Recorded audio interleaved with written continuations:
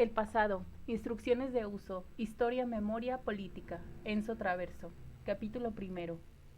Historia y memoria, una pareja contradictoria. Recuerdo.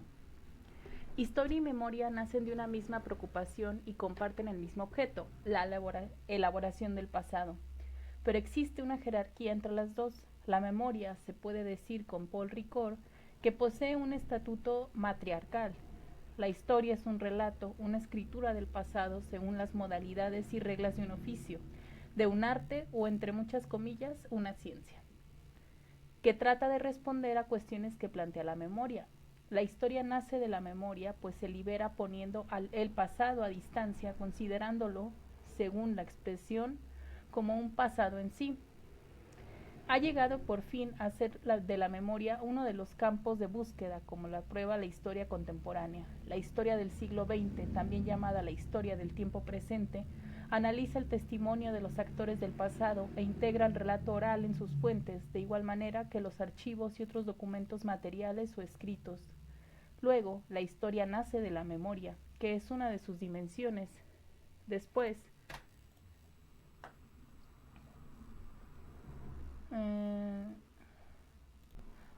adoptando una postura autorreflexiva, transforma la memoria en uno de sus objetos. Proust es una referencia obligada para toda meditación sobre la memoria. En sus comentarios, Walter Benjamin resalta que Proust no ha escrito la vida tal y como fue, sino como la rememora quien la ha vivido. Compara la memoria involuntaria de Proust, que traduce por trabajo de evocación espontánea, donde el recuerdo es el envoltorio y el olvido el contenido, con un trabajo de Penélope, donde el día deshace lo que ha hecho la noche. Cada mañana al despertar no tenemos en las manos, en general, débiles y cobardes, más que algunos fragmentos de la tapicería de lo vivido que el olvido ha tejido en nosotros. Extrayendo la experiencia vivida, la memoria es eminentemente subjetiva. Queda anclada a los hechos que hemos presenciado, de los que hemos sido testigos, es decir, actores, y a las impresiones que han dejado en nuestro espíritu. La memoria es cualitativa, singular, está poco preocupada por las comparaciones, por la contextualización, por las generalizaciones. No tiene necesidad de pruebas para quien la porta. El relato del pasado prestado por testigo, siempre que no fuera un mentiroso consciente, será siempre en su verdad, es decir, la imagen del pasado depositada en sí mismo. Por su carácter subjetivo, la memoria nunca se fija, se parece más bien a una obra abierta, en transformación permanente. No solo, según la metáfora de Benjamin, la tela de Penélope se modifica cada día a consecuencia del olvido que nos acecha, para reaparecer más tarde, a veces mucho más tarde, tejida en una forma distinta de la del primer recuerdo. No solo el tiempo erosiona y debilita el recuerdo, la memoria es una construcción siempre filtrada por conocimientos adquiridos con posteridad, por la reflexión que sigue al suceso, por las experiencias que se superponen en la originaria y modifican el recuerdo. Un ejemplo clásico es, una vez más, el de los supervivientes de los campos nazis. El relato de la estancia en Auschwitz de un deportado judío y comunista no es el mismo según que lo hubiera hecho antes o después de su ruptura con el Partido Comunista. Después, durante los años 50, ponía en primer plano su identidad política y se presentaba como un deportado antifascista. Después, durante los años 80, se consideraba en primer lugar un deportado judío, perseguido en tanto que judío, testigo del aniquilamiento de los judíos de Europa. Bien entendido, sería absurdo distinguir entre estos dos testimonios, librados por la misma persona en momentos diferentes de su vida, del verdadero del falso. Los dos son auténticos, pero cada uno pone luz sobre una parte de la verdad filtrada por la sensibilidad, la cultura y también se podría añadir las representaciones identitarias ideológicas del presente. En conclusión, la memoria individual o colectiva es una visión del pasado siempre matizada por el presente. En este sentido, Benjamin definía el método de Proust como una presentificación. Sería ingenuo considerar el otro tiempo como una especie de punto fijo al que no se podría aproximar mediante una reconstrucción intelectual a posteriori. El porvenir está configurado en buena medida por el presente, porque la memoria establece los hechos, Se trata, según Benjamin, de una revolución copernicana en su visión de la historia. Las reflexiones teóricas de su libro de los pasajes profundiza en este concepto cuando considera que el pasado amplificado por el presente y añade que el presente polariza el acontecimiento en la historia anterior e historia posterior. La historia sigue Benjamin no es solo una ciencia, porque es al mismo tiempo una forma de recuerdo. En un sentido análogo, más reciente, Hartog ha creado una noción de presentismo para describir la situación en la que el presente ha devenido en el horizonte. Un presente sin futuro ni pasado, que engendraría permanentemente los dos según sus necesidades. La historia, que no es en el fondo más que una parte de la memoria como recordaba Ricord, también escribe siempre en presente. Para existir como campo del saber ha de librarse de la memoria, no rechazándola sino poniéndola en distancia con ella. Un cortocircuito entre historia y memoria puede tener consecuencias perjudiciales para el trabajo del historiador. Una buena ilustración de este fenómeno se halla en el debate de los últimos años alrededor de la singularidad del genocidio judío.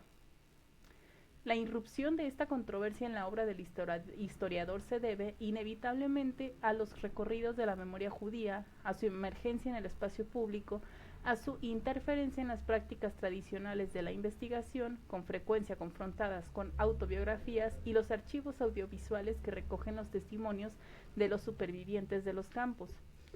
Sin una contaminación tal de historiografía por la memoria se ha revelado extremadamente fructífera. No debería ocultarse una comprobación metodológica banal, pero en esencia a saber que la memoria singulariza la historia, en la medida que es profundamente subjetiva, selectiva, a veces irrespetuosa con la cronología, indiferente a las reconstrucciones de conjunto y a las racionalizaciones globales. Su percepción del pasado no puede ser más que irreductiblemente singular. Allí es donde el historiador solo contempla una etapa del proceso, un aspecto en un cuadro complejo y en movimiento. El testigo capta un acontecimiento crucial y el vaivén de toda una vida. El historiador puede descifrar, analizar y explicar las fotos conservadas del campo de Auschwitz. Advierte que quienes descienden del tren son judíos.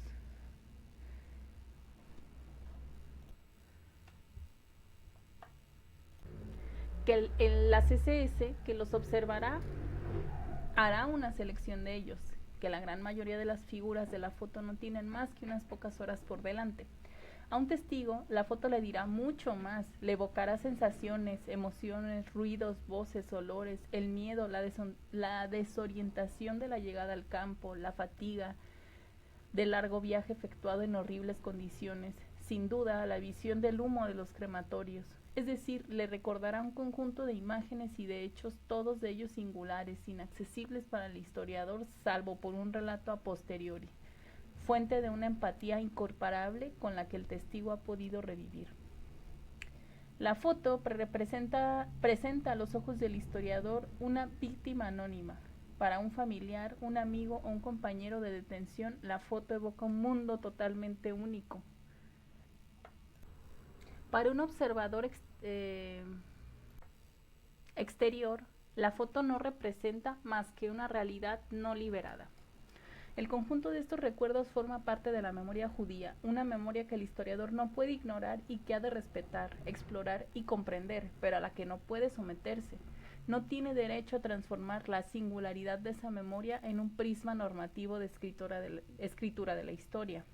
Su tarea consiste, antes que nada, en inscribir esa singularidad de la experiencia vivida en un contexto histórico global, intentando esclarecer las causas, las condiciones, las estructuras, la dinámica del conjunto.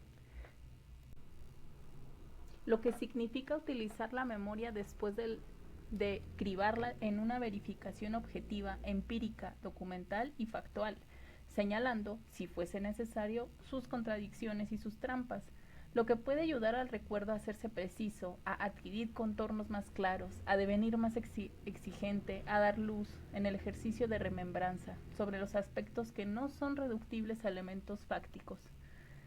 Si bien puede haber una singularidad absoluta de la memoria, la historia siempre será relativa. Para un judío polaco, Auschwitz significa algo único de manera terrible, la desaparición de un universo humano, social y cultural en el que nació. Un historiador que no llega a comprenderlo no podrá escribir un buen libro sobre ello, pero el resultado de su investigación no será mejor si concluye, como lo hace, por ejemplo, el historiador americano Katz, que el genocidio judío es único en la historia. Según Hobsbawm, el historiador no puede sustraer al deber de universalismo. Se abre cita. Una historia destinada solo a los judíos o a los negros americanos o a los griegos o a las mujeres o a los trabajadores o a los homosexuales, etc., no sería una buena historia, aunque reconforte a quienes la practican. Se cierra cita. Es, a menudo, muy difícil para los historiadores que trabajan con fuentes orales encontrar el justo equilibrio entre la empatía y la distancia, entre el reconocimiento de las singularidades y la perspectiva general. Separaciones. Historia y memoria no forman una pareja contradictoria, sino después del siglo XX, cuando los paradigmas del historicismo clásico entraron en crisis, puestos en causa simultáneamente por la filosofía, el psicoanálisis y la sociología. Desde entonces, la memoria ha sido considerada como el sustrato subjetivo de la historia. Para Hegel, la historia tiene dos dimensiones complementarias, una objetiva y la otra subjetiva. De un lado los acontecimientos y de otro lado la narración, es decir, los hechos y su relato histórico. La memoria acompaña el desarrollo de la historia como una suerte de protectora, porque constituye su fundamento interior y las dos encuentran su acoplamiento en el Estado, donde la historia escrita,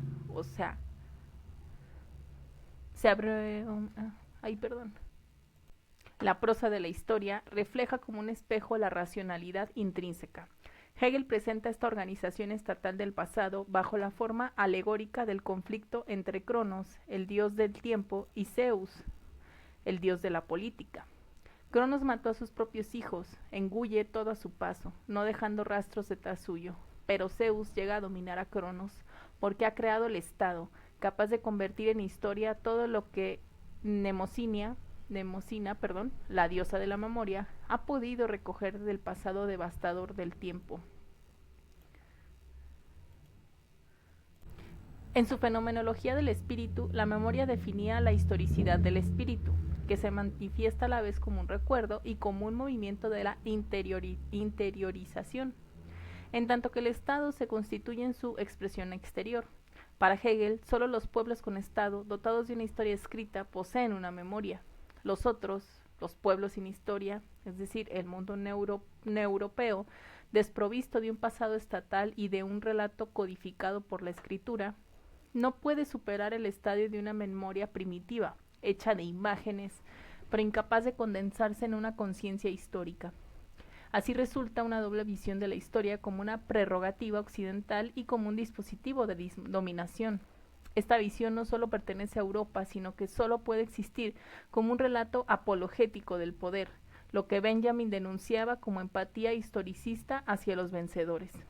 Ahora bien, a continuación de la crisis del historicismo, del cuestionamiento del paradigma eurocentrista, en el momento de la descolonización, de la emergencia de las clases subalternas como sujetos políticos, historia y memoria se han disociado.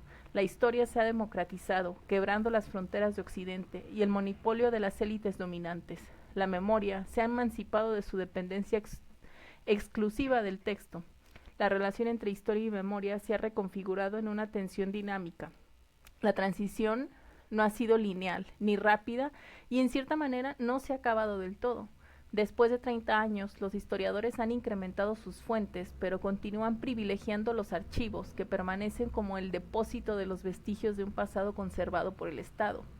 No hace mucho que los subalternos han sido reconocidos como sujetos de la historia y han devenido en objeto de estudio. Y hace menos tiempo, que se procura escuchar sus voces.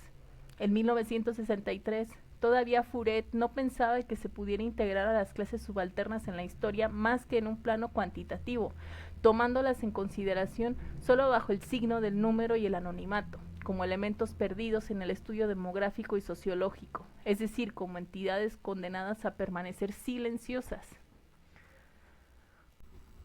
En el fondo, para este admirador de Tocqueville, las clases laboriosas quedan siempre como pueblos sin historia. La primera gran obra de historia social de las clases subalternas, La transformación de la clase obrera de Inglaterra de Thompson, data de 1963. La historia de la locura de la época clásica de Foucault es del 64. Y el comienzo de la microhistoria, El queso y los gusanos, de Carlo Ginzburg, que reconstruye el universo de un molinero de Friuli en el siglo XVI, está fechada en el 1976. De igual manera, para las mujeres no tienen de igual manera, para la historiografía, las mujeres no tienen historia, sino que desde hace apenas unos 30 años. Antes, ellas estaban excluidas de la historia en el mismo concepto que los pueblos sin historia de Hegel. Respecto a las mujeres, los estudios subalternos nacieron en India y a comienzos de los años 80. Su fin fue reescribir la historia no como una obra de Inglaterra en la India, ni como la de las élites indias surgidas bajo la dominación colonial, sino como una historia de subalternos, el pueblo al que hay que escuchar, su pequeña voz. Que la prosa de la contrainsurrección depositada en los archivos del Estado no puede restituirnos porque su labor consiste precisamente en ahogar esas voces. En este contexto de incremento de las fuentes de la historia y de la puesta en cuestión de sus jerarquías tradicionales, se inscribe la emergencia de la memoria como un nuevo lugar de trabajo para la escritura del pasado. El primero que codificó la dicotomía entre las fluctuaciones emocionales del recuerdo y las construcciones geométricas del relato histórico fue Maurice Halbach, en su obra ya clásica sobre la memoria colectiva. Ahí denunciaba el carácter contradictorio de la expresión memoria histórica porque vincula dos elementos, en su opinión, muy opuestos. Para Halbach, la historia comienza donde se acaba la tradición y se descompone la memoria social. Las dos se encuentran separadas por una solución de continuidad irreductible.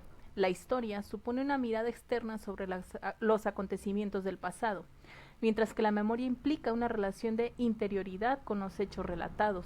La memoria perpetúa el pasado en el presente, mientras que la historia fija el pasado en un orden temporal cerrado, cumplido, organizado, según procedimientos racionales, en las antípodas de la sensibilidad subjetiva de lo vivido.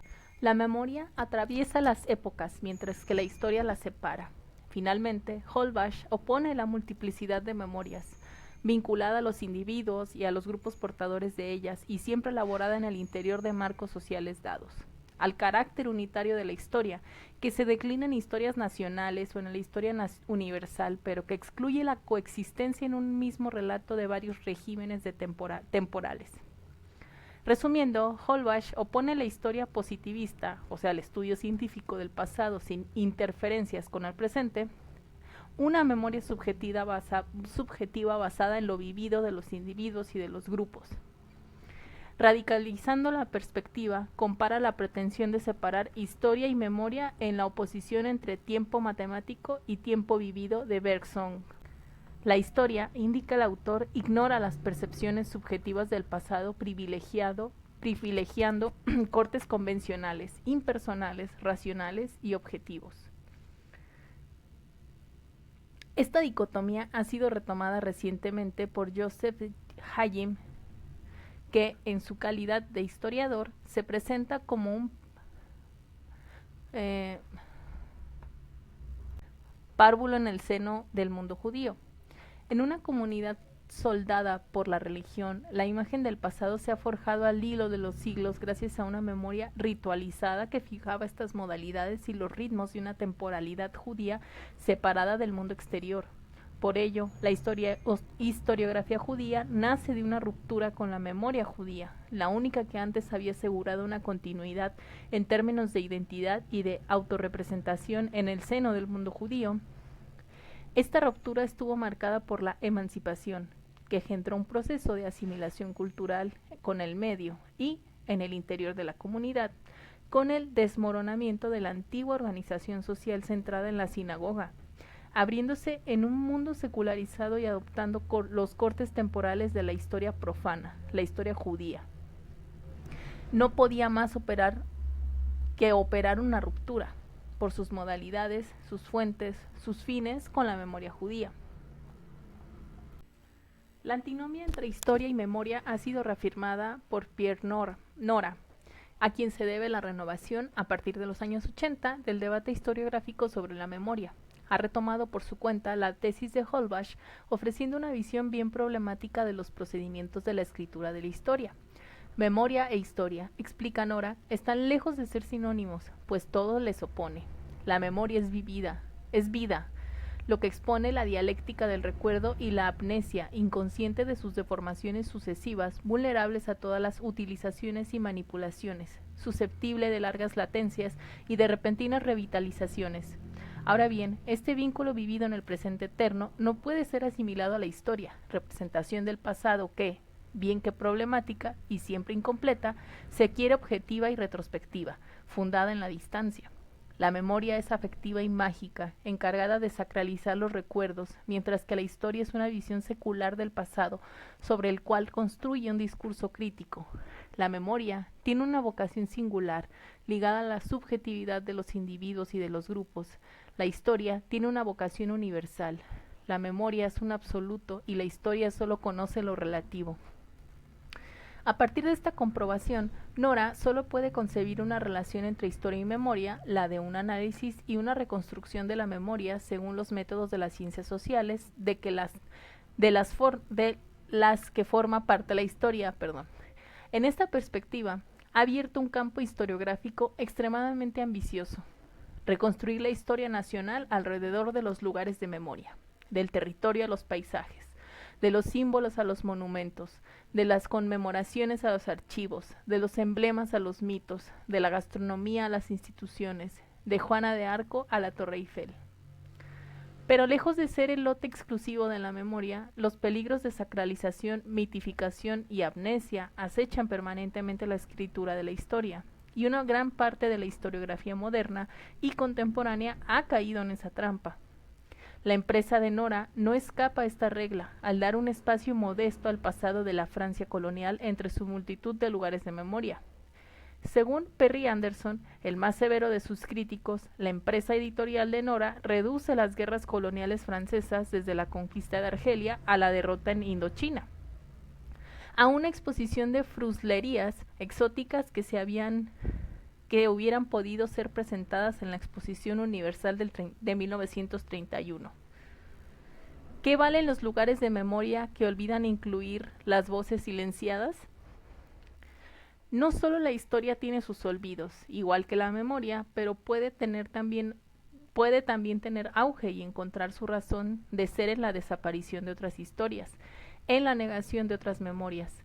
Como señala Edward Said, la arqueología israelita, que inspira a sacar a la luz los trazos milenarios del pasado judío de Palestina. Algunos han visto en ello una arqueología religión nacional. Han sobacado la tierra con la misma tenacidad que los bulldóceres destruyeron los trazos materiales del pasado árabe palestino. Por otro lado, habría que tener en cuenta la influencia de la historia sobre la memoria, ya que no existe memoria literal originaria y no contaminada. Los recuerdos son constantemente elaborados por una memoria inscrita en el espacio público, sometidos a los modos de pensar colectivos, pero también influidos por los paradigmas científicos de la representación del pasado. Esto ha dado lugar a unos híbridos. Ciertas autobiografías entran en esta categoría, que permiten a la memoria, revisitar la historia subrayando los ángulos muertos y sus generalizaciones apresuradas. Asimismo, a la historia le permite corregir las trampas de la memoria, obligándola a transformarse en análisis autorreflexivo y en discurso crítico. Una obra como Los hundidos y los salvados de Primo Levi articula la historia y memoria en un relato de nuevo tipo inclasificable, fundado en una ida y vuelta entre las dos. Pierre Vidal-Naquet, en su autobiografía, narra sus recuerdos con el rigor del historiador que verifica sus fuentes y somete su memoria al test de la producción de las pruebas, dándole al mismo tiempo la forma de un balance retrospectivo, a menudo crítico.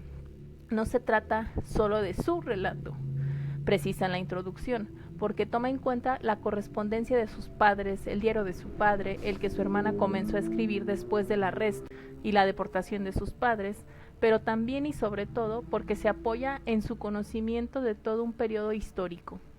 Es en este sentido, escribe él, que se trata tanto de un libro de historia como de memoria, un libro de historia del que soy a la vez autor y objeto. Así, en estos dos ejemplos no entran en la dicotomía establecida por Holbach, Yerushalmi y Nora, porque pertenecen al mismo tiempo al registro de la memoria y al registro de la historia. Empatía. La misma posición entre historia y memoria está presente con fuerza en la historiografía del nacionalsocialismo, como lo ha revelado claramente a mediados de los años 80 la correspondencia entre dos grandes historiadores, Martin Brossat y Paul Friedlander, argumentando su alegato a favor de una historización del nazismo capaz de romper con la tendencia persistente a insularizar el periodo de 1930 al 45 por razones morales. Brossat reivindicaba un método científico capaz de liberarse del recuerdo mítico de las víctimas. La memoria de los supervivientes del genocidio judío suscita de manera evidente respeto, pero debería quedar excluida de las fuentes del historiador y no interferir con su trabajo. Frente al positivismo radical de una aproximación semejante, cabe preguntarse si no oculta la parte de la memoria vivida y afectiva presente en la historiografía de la posguerra, particularmente en la historiografía del nazismo elaborada por la siguiente generación. Más allá del juicio que se pueda hacer sobre sus resultados, con frecuencia notables, una constatación se impone. La característica compartida por la mayoría de sus representantes reside, precisamente, en la exclusión de las víctimas del nazismo de su campo de investigación, por no decir de su horizonte epistemológico. Esta característica se ha perpetuado en los trabajos de una nueva generación, con frecuencia centrados en el análisis de la máquina asesina del nazismo, pero que se interesa muy pocas veces en los testimonios de las víctimas. En dicha historiografía, las víctimas permanecen en un segundo plano, anónimas y silenciosas. Este problema podría ser abordado desde otra perspectiva. El rechazo de los años negros en el seno de la Alemania de la posguerra no ha tenido, entre sus efectos, el de transformar en una suerte de tabú los bombardeos que destruyeron a las ciudades alemanas, tema que ha sido ignorado hasta una época reciente tanto por la literatura y el cine como por la historiografía. Esa es la hipótesis que sugirió Sebald, para quien la ausencia del debate público y las obras literarias de este traumatismo colectivo se debe al hecho de que un pueblo que había asesinado y explotado hasta la muerte a millones de hombres estaba en la imposibilidad de exigir a las potencias victoriosas que rindieran cuentas sobre la lógica de una política militar que había declarado la erradicación de las ciudades alemanas. Oponer radicalmente la historia y memoria es, pues, una operación peligrosa y discutible. Los trabajos de Holbach, Yerushalmi y Nora han contribuido a sacar a la luz las profundas diferencias que existen entre la historia y la memoria, pero sería falso deducir de ello su incompatibilidad o considerarlas como irreductibles. Su interacción crea más bien un campo de tensiones en el interior del cual se escribe la historia. Amos Funkenstein sin duda tiene razón al indicar que el punto de encuentro entre la historia y la memoria, la emergencia de una tercera instancia que él llama conciencia histórica. La correspondencia con Brossat ha sido, además, el punto de partida para Saul Friedlander en una fecunda reflexión sobre las condiciones de escritura de la historia. Si el historiador no trabaja encerrado en la clásica torre de marfil al abrigo de los rumores del mundo, tampoco vive en una habitación refrigerada al abrigo de las pasiones del mundo.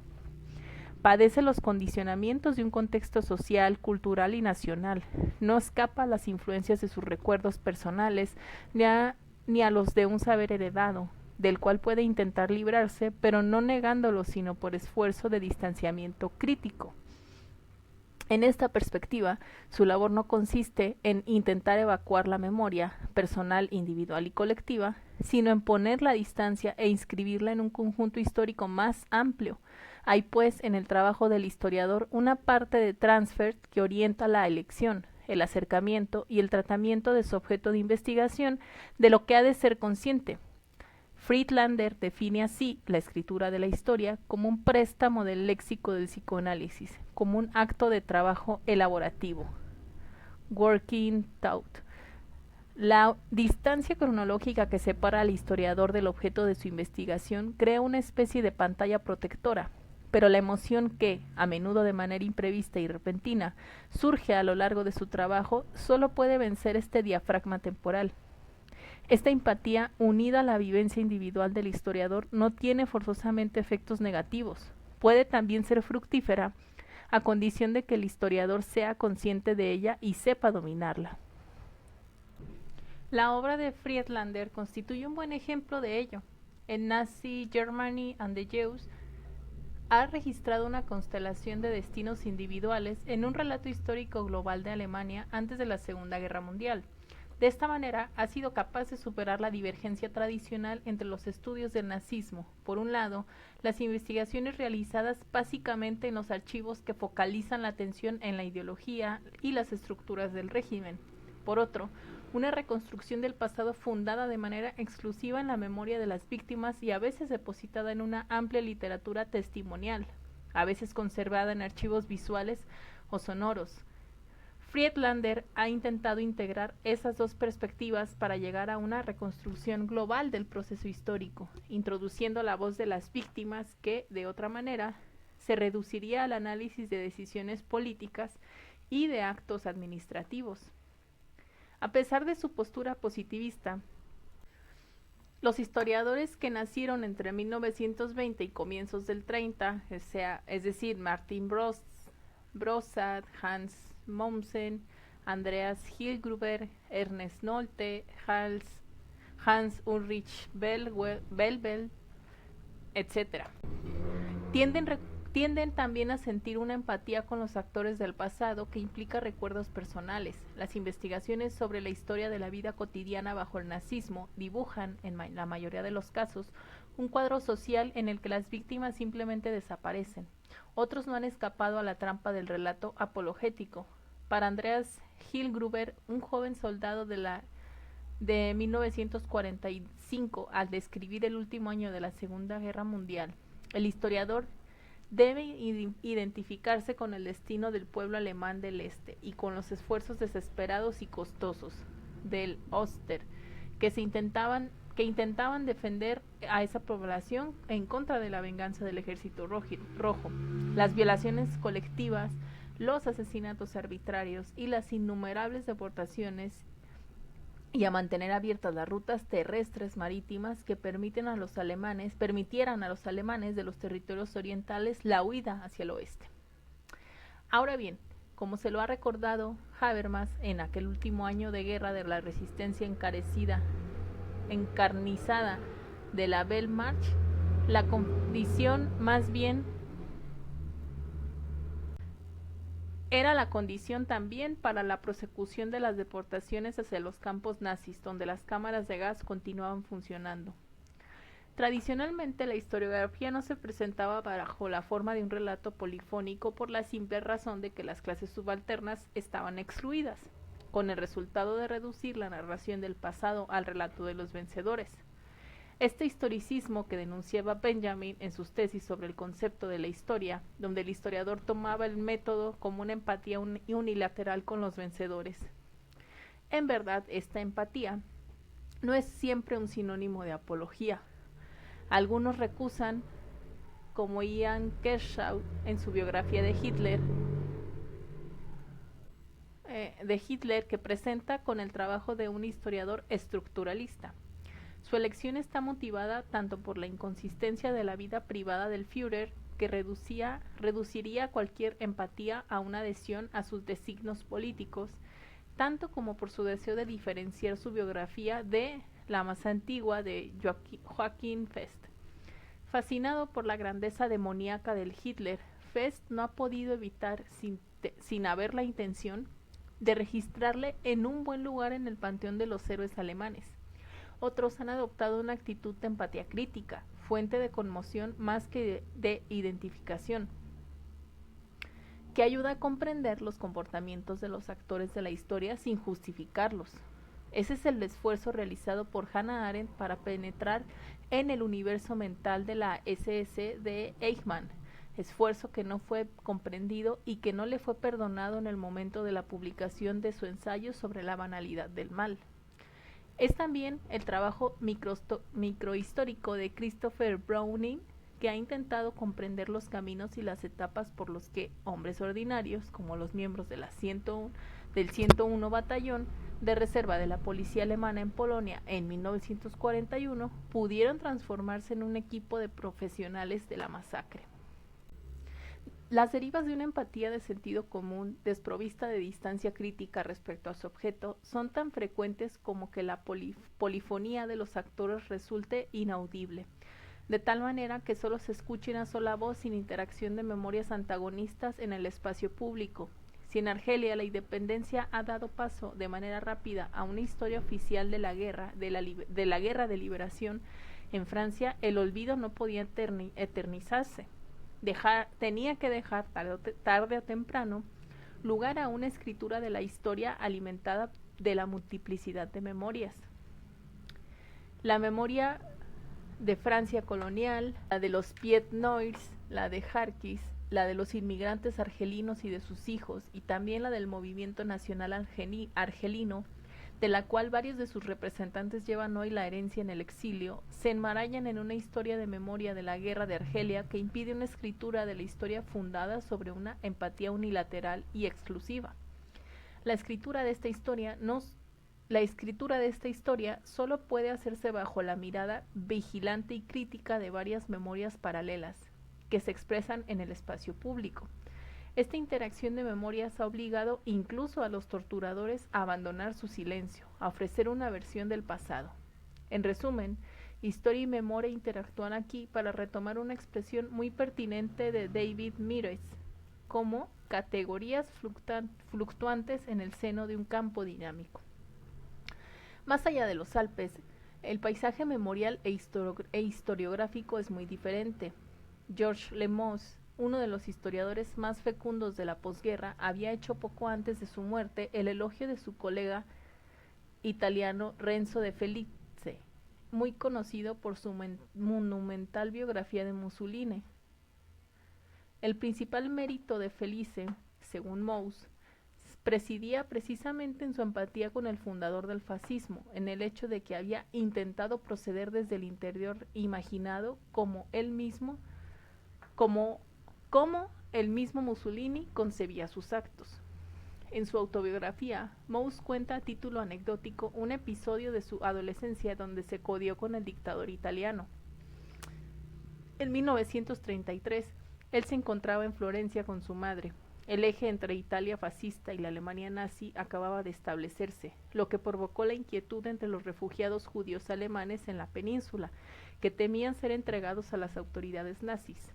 Amenaza que se concretó con una expulsión masiva en 1938 tras la promulgación de las leyes raciales.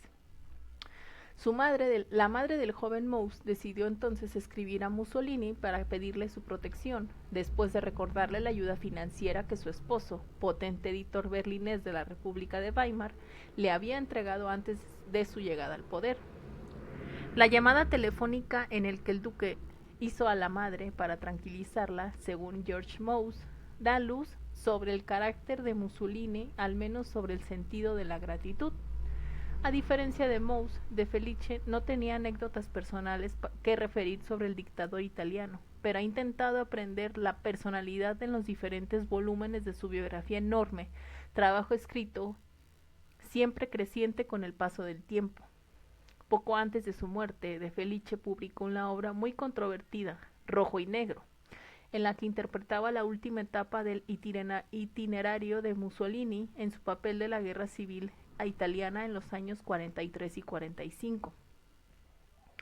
Según dice, Mussolini, nos plazca o no, aceptó el proyecto de Hitler por motivos patrióticos.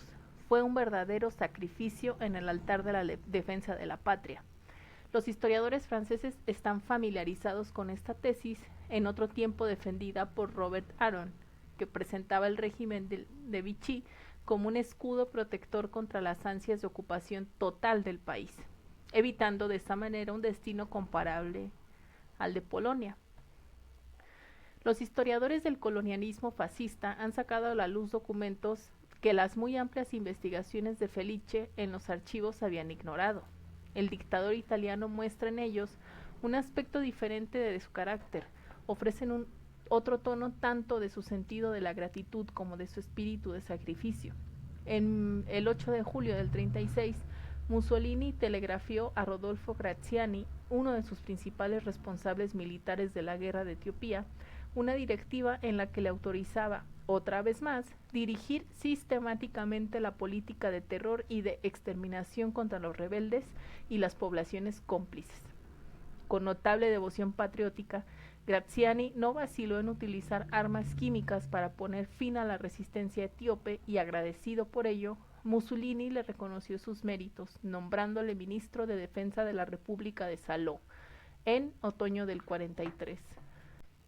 Mediante la depuración de una multitud de documentos de esa naturaleza, algunos investigadores italianos han podido reconstruir la historia del genocidio fascista en Etiopía entre el 35 y 36, pero el reconocimiento de ese genocidio permanece como una adquisición, a fin de cuentas muy reciente, exclusivamente historiográfica, que nunca ha penetrado de manera verdadera en la memoria colectiva de los italianos, para quienes, en su conjunto, el recuerdo de la guerra de Etiopía permanece como una aventura ingenua e inocente, bien resumida en las palabras de una célebre canción de todo el mundo conocida, Faceta Nera, un concentrado de estereotipos de lo imaginario colonial. Un conjunto de circunstancias históricas, las crisis, las guerras y las dictaduras conocidas por Etiopía hasta el presente, además de la exigüidad de la emigración etíope en Italia, que no fue nunca el lugar de formación de una élite intelectual y política africana, han impedido a las voces de las víctimas de este genocidio encontrar un hueco en el relato italiano de dicha guerra. A pesar de sus esfuerzos, la historiografía no podrá colmar los vacíos de una memoria mutilada. En el mejor de los casos, llegará a ser, como en Alemania, una historia en la que habrá crímenes sin víctimas, o víctimas totalmente anónimas, sin identidad y sin rostro. No conocemos el relato de la guerra de los camaradas de Tekbede, uno de los jefes de la resistencia etíope. No conocemos sobre él más que las fotos de su cabeza exhibida como un trofeo por los soldados italianos. Sería deseable que los estudios postcoloniales lograran pronto quebrar esta dialéctica asfixiada entre historia y memoria. En su última obra, History, The Last Things Before the Last, Krakauer utiliza dos metáforas para definir al historiador. La primera, la del judío errante, apunta a la historiografía positivista, como Funes el Memorioso, el héroe del célebre relato de Borges, que ha atravesado todos los continentes y las épocas, no puede olvidar nada y ha sido condenado a desplazarse sin cesar, llevando la carga de sus recuerdos, memoria vivida del pasado de la que es el desgraciado guardián. Objeto de compasión, no encarna ninguna sabiduría, ninguna memoria virtuosa y educadora, solo un tiempo cronológico homogéneo y vacío. La segunda metáfora, la del exiliado, se podría decir también la del extranjero según la definición de George Simmel, convierte al historiador en una figura de la extraterritorialidad. A semejanza del exiliado, desgarrado entre dos países, su patria y la tierra de adopción, el historiador está dividido entre el pasado que explora y el presente en el que vive. Está obligado a adquirir un estatuto de extraterritorialidad, en equilibrio entre el pasado y el presente. Como el exiliado, que es siempre un outsider en el país de acogida, el historiador produce una intuición en el pasado, pero al igual que el exiliado, puede familiarizarse con el país de acogida y tener sobre su vida una mirada crítica, a la vez interior y exterior, hecha simultáneamente de adhesión y distancia. El historiador no es la norma, es una virtualidad. Puede conocer en profundidad una época pasada y reconstruir sus rasgos con una mayor claridad que los contemporáneos, gracias a su mirada retrospectiva. Su arte consiste en limitar al máximo los perjuicios que la distancia provoca y sacar el mayor provecho de las ventajas epistemológicas que de ella se derivan. En tanto que el pasador extraterritorial, el historiador es deudor de la memoria, pero actúa a su vez sobre esta, porque contribuye a conformarla y a orientarla, precisamente porque, en lugar de vivir encerrado en su torre, participa en la vida de la sociedad civil. El historiador contribuye a la formación de una conciencia histórica, de una memoria colectiva, plural e inevitablemente conflictiva al atravesar el conjunto del cuerpo social. Es decir, su trabajo contribuye a forjar lo que Habermas llama un uso público de la historia. Se trata de una comprobación que no necesita ser subrayada.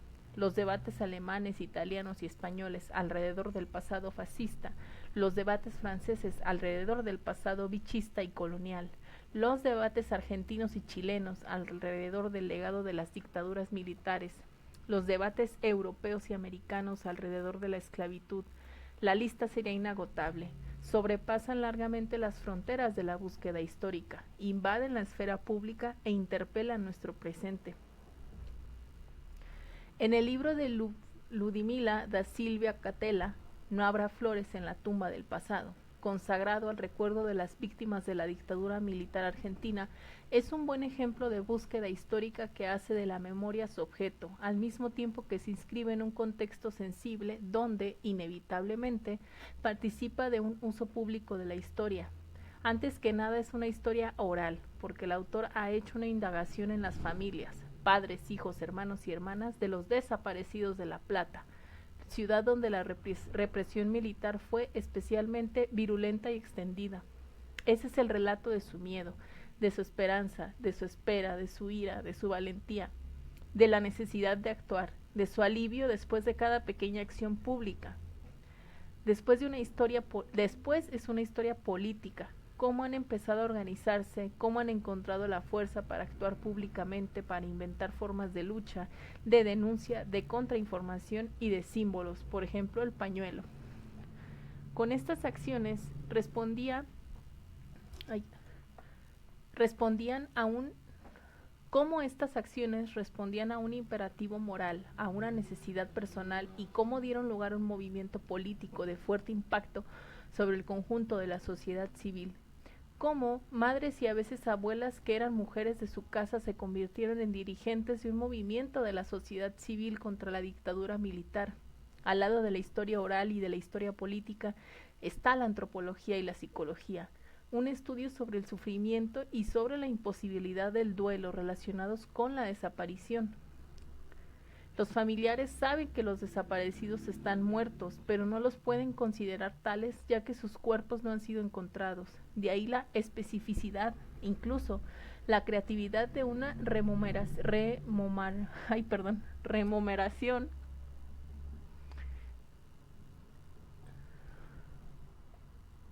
que acompaña este duelo, a la vez inagotable e imposible. Los desfiles de las madres, la aparición de los pañuelos, las fotos en la prensa de los desaparecidos, el acoso de las autoridades, la apertura de los archivos, los procesos, las búsquedas de cuerpos, los scratches, es decir, las denuncias públicas delante de las casas de los torturadores, etc. Una rememoración profundamente anclada en el presente, como prueban las madres y los hijos que sostienen esos piquetes de los parados, porque la lucha de los piqueteros por la dignidad humana es la misma que la de sus hijos y la de sus padres asesinados por la dictadura. Así, este libro de historia fundado en una empatía crítica que vuelve a dar rostro y voz a los que la dictadura militar había querido borrar sin dejar huella, explorando su memoria a través de sus familiares en la Argentina de hoy.